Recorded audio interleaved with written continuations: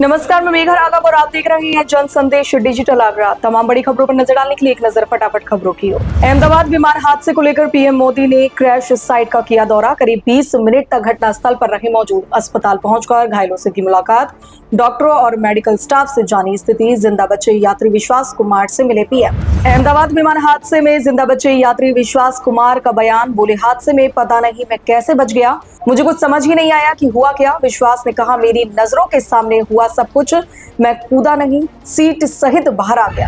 अहमदाबाद विमान हादसे पर पीएम मोदी ने जताया दुख। पीएम ने कहा, इस क्षति का दर्द सालों तक महसूस होगा। हादसे में कई जिंदगियों का जाना बेहद दुखद। पीड़ित परिवारों के प्रति मेरी संवेदनाएं।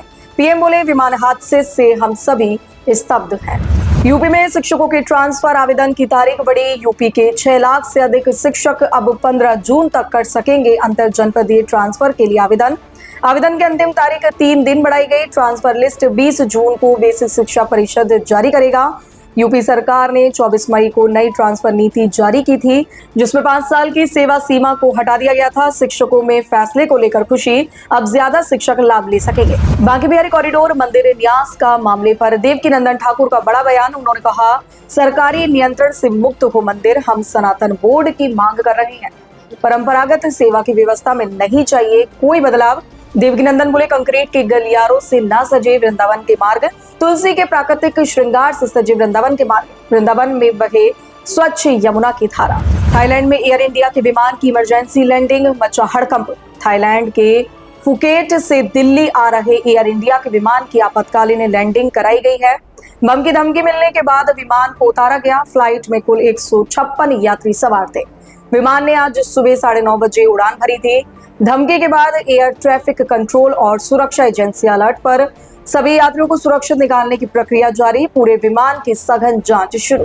समूचे उत्तर प्रदेश में गर्मी का प्रकोप जारी। पिछले 48 घंटे में ही स्ट्रोक से 8 लोगों की मौत। प्रतापगढ़ में चकबंदी कानूनगो धूप में गिर पड़े, अचानक मौत हो गई। लखनऊ में स्मारक समिति के 2 कर्मचारी ही स्ट्रोक से मरे।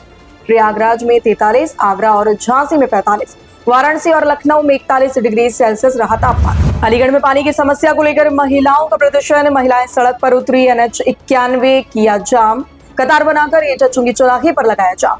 महिलाओं ने कहा, 1 महीने से जलापूर्ति ठप। गांधी पार्क थाना इलाके के एटा चुंगी का मामला। एटा में खनन माफियाओं पर प्रशासन की ताबड़तोड़ कार्रवाई। SDM सदर के निर्देश पर अवैध खनन पर छापा। 9 ट्रैक्टर ट्रॉली और 1 JCB मशीन जब्त। 2 दिन पहले भी खनन स्थल पर की गई थी रेड। पिछली कार्यवाही में 8 ट्रैक्टर ट्रॉली, 1 डंपर, 2 लोडर, 1 रोपड़ जब्त। खनन माफियाओं पर भारी जुर्माना, FIR दर्ज। फटाफट में फिलहाल इतना ही। आप बने रहिए जन संदेश डिजिटल आगरा के साथ।